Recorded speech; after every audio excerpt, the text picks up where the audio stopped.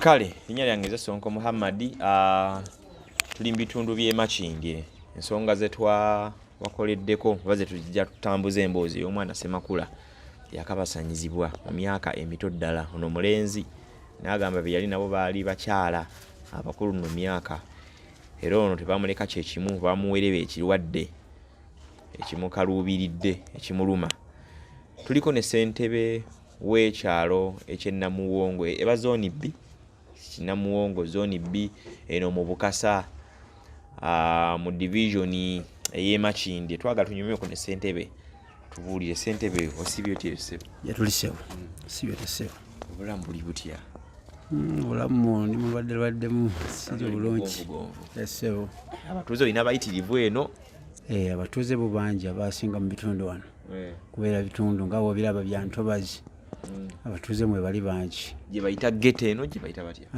Era kituufu ye ghetto, kuba nnyumba za migoteko gyonna egiri wano mu kitundu wano nga bw'ogiraba essebo. Ekitundu kyo kino nga bwe kiri, omuntu bw'ajja n'atambula nga tutambudde mbwe tuti, tayinza olowooza nti obumenyi bw'amateeka bulabika buyitirivu muno? Obumenyi bw'amateeka ne mmwe buli nabwo, kuba ekitundu era tekiyinza kubamu abantu abangi bwe bati nga temuli bumenyi bw'amateeka, era mubeeramu n'abakyamu abalimu abakola ebikolebero ebitali birungi. Bumenyi bw'amateeka butya obusinga okuwulikika mu kitundu ky'olimu? Obumenyi bw'amateeka obulimu obusinga bamenya amayumba, kasita basanga kufulu bagimenya, bamanya nti ontaliimu wagenze kukola, bakola kiro bakola ki nga bamenya, basanga nga bakubbye. Ate abaana okukabasanyizibwa kino kitufunye, omwana omuwala bafunye embuto nga tebanneetuuka, ebyo ebintu bitya? Eky'abaana abawala abato mwebali aba bafunyisa embuto, osanga mwana muto myaka 16 17 ng'ali lubuto, nga waliwo abasajja ababalimbalimba ne basobola okuba nga babafunyisa olubuto,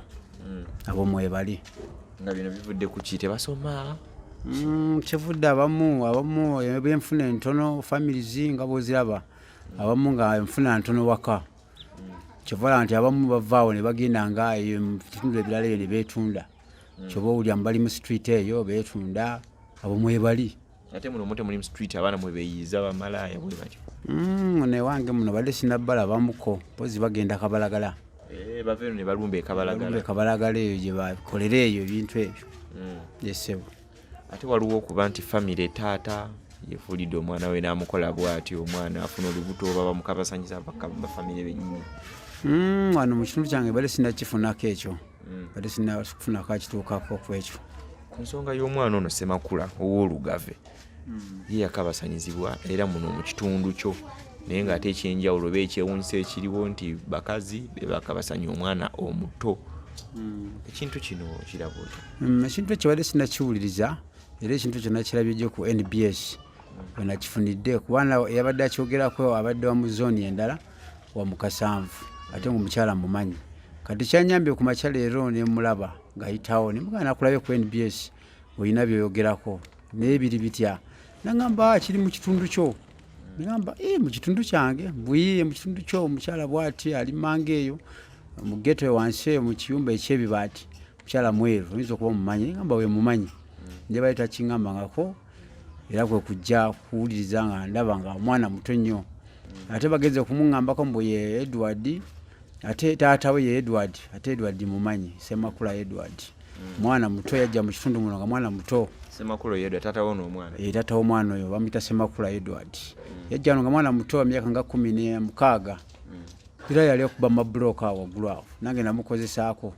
ng'akyali mu myaka egyo. Nakuba bibulooka awo, n'ava mu bulooka n'atuuka okusomba nga ettaka, musenyu bulooka ezo, ng'aweereza abantu abali mu ghetto muno nga basindikira nga bakolera transport eyo, ng'afunayo akasente katonotono. Era nagenda okuwulira mbu azadde n'omwana, naye bwe yazaala n'omwana era baaliko ku musango ewange, bajjako nga balina omusango nti Edward talabirira mwana biki bwe bityo. Naye kati okuva olwo wayise emyaka mingi, giyinza okuba wayise emyaka nga 5 oba 4. Kati kuva mu kiseera ekyo era omukyala ali simulaba n'omwana nga simanyi na waali, naye ngeze okwekanga nga mulaba nti ate omukyala ono yamuyina wano, kuba alina abaana bangi babeera nabo wano balabirira, naye badde simulaba okumanya nti oba Edward naye ali kwabo, okiraba. Kati nange kwe musanzi kusangidde awo. Naye ebintu bino bye bakola bino ebyokubakasanya abaana abato bwatyo kintu kibi nnyo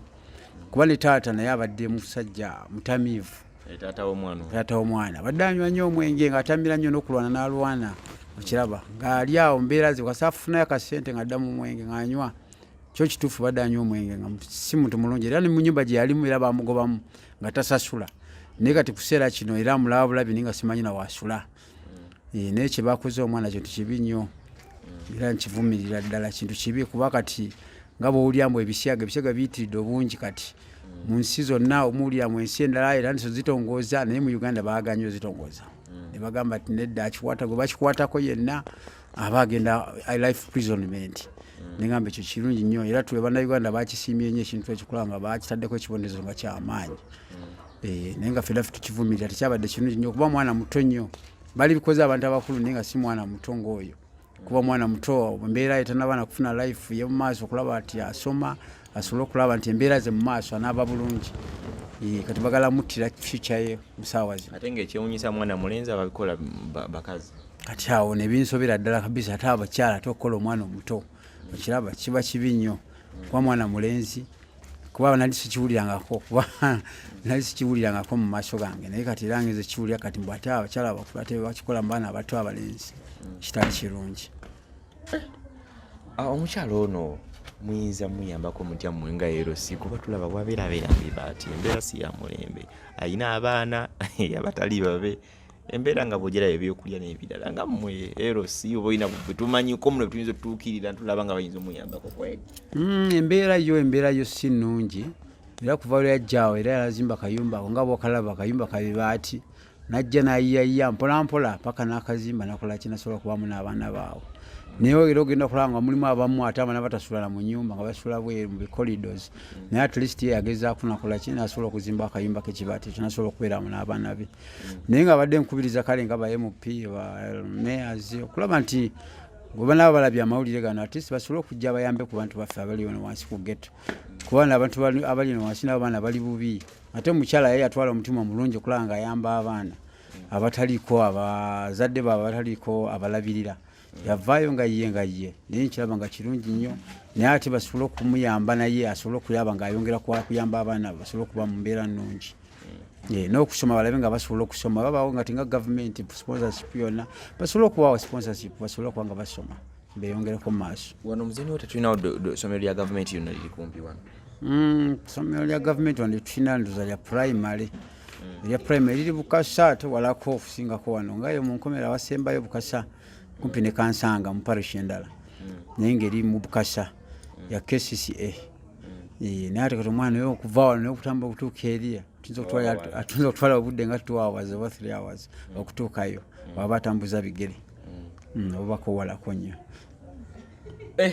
ebigambo bya ssentebe banaye nga bwagezaako binnyo ebiki ebirala bibatawaanya eno ssentebe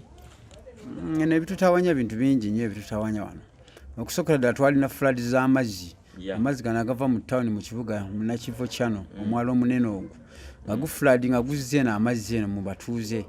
era zino nyumba nga bwoziraba zino zonna enkuba weetonye nga yamaanyi nnyo amazzi gambukira ddala paka waggulu eri ate amazzi gakukomerera mu kiwato ng'ate oli mu nyumba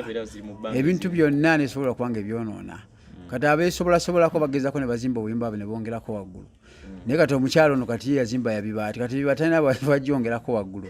era ezi amazzi bwe gajjira bwe gayingira gonna ne gagwera mu nyumba kati kyano eri webanga gakendeddeko ne galuka gakkira ne gakola ki ne galuka gavaamu ne basena n'okusena nga bayiwa wabweru kale embeera ya omwalo ogwo ogwa Nakivo kyano gwo embeera yombi etawanya abantu baffe eno kuba yonoonera ddala ebintu byonna kivola nti eyingira mu mayumba neyonoona ebintu kati ogenda okuvaawo n'ofunamu n'endwadde ezimu awo endwadde kati ng'eza kolera ekitali kirungi mu bantu baffe n'ensiri nazo nyingi mu kitundu kyaffe n'abantu abalimu ababolaba nga balabye amayumba gonna gali kumukumu abantu abasinga bajja muno lwakuba nyumba zino ziriko cheap at least sente ntonoko kivola abantu beeyunanye ekitundu kino ne bajja ne bapangisa amayumba muno naye lwakuba baavu tebalina sente zikola kisobola okupangisa ennyumba ennungi ne babeera ku nyumba ennungi at least wagguluko eri kivola abajja eno wansi mu ghetto ne balemerayo eno mu mazzi ne basobola kubeerawo lw'embeera etali nnungi enyumba ziri kutandika 5,000 ne zikoma 7,800 Esebo tegeza n'enfuna y'abantu eri wansi mu eri wansi si ey'amaanyi ate abantu abasinga muno abakola emirimu gya security bava ne bagenda ne bakola era ennyumba emu oyinza okusanga mu basajja nga 6 basula mu nnyumba emu abasikaali ba security guards kati nga babiri basulamu ababiri ne bagenda ne bakola bali ne bakoma wano ne bagenda bwe batyo bwe bakola bwe batyo kyova olaba nti naza n'abamu factory olwo nga gyendengerawo bakola mu factory bwe batyo eno si factory warehouse baterekamu buteresi bintu bayita ne baterekamu ne babitwala gye birina okugenda bawumuzaawo ebintu byabwe yesewo kale so pozi ssentebe olinaku weerabiddeko yagaza otugamba tukite naku olwaleero nesebo nze badde nsaba kati nga gavumenti nga bwetulaba esobola okujja etuyambe ku bantu baffe eremu balekirira kuba abantu bawa emisolo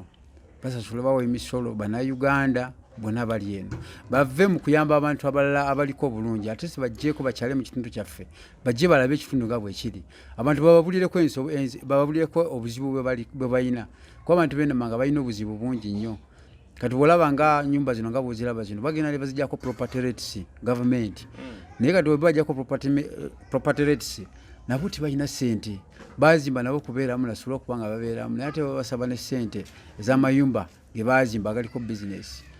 abantu bo balina obwannannyini wano oba bayinza oba bali ku ttaka simanyi yaleero gavumenti webityo nga tetujja tukatayimu tulire emiranga ettaka lino liriko nannyini gyali naye lwakuba tetumumanyi bulungi naye nga ttaka liko lya bwannannyini weriri abantu bajja kwegula bweguzi so tebajja basengula bino byaleero webityo bali ku ttaka lya Namboole bano bajja ne bagula ku bannannyini ttaka benyini bayita bannannyini ttaka ne babagulako kapoloti n'azimba akayumba kanasobola okubaawo besebo ate ab'ebyobulamu bano bankebera siriimu bikino bayitayooko ne mmanya abantu bayimiridde batya byobulamu bali bagezaako nnyo kati tulinayo nga IHK esobola okujjako eno nekolawo ka outreach nesomesa abantu nejjanjaba n'abantu ne KCCA nabo basobola bajja oluusi bafuna obudde ne bajja ne ba staging awantu ne basomesa ku bantu ku byobulamu esebo kale bannange kuddira mu luyimba yinza obutaluwoomye erinyange nze Sonko Muhammad tukyayongera okugoberera ensonga zino ez'enjawulo tutera okugamba nga bulijjo nti naawe wali etosirika oba nga olina kyolabye ati tukonako kasimu ne tugabana kyoyitamu n'abantu abalala osanga wayinza obba wakuwa ku magezi ne gabeera nga ate gakyusa ku bulamu mu ngeri emu oba endala nze Sonko Muhammad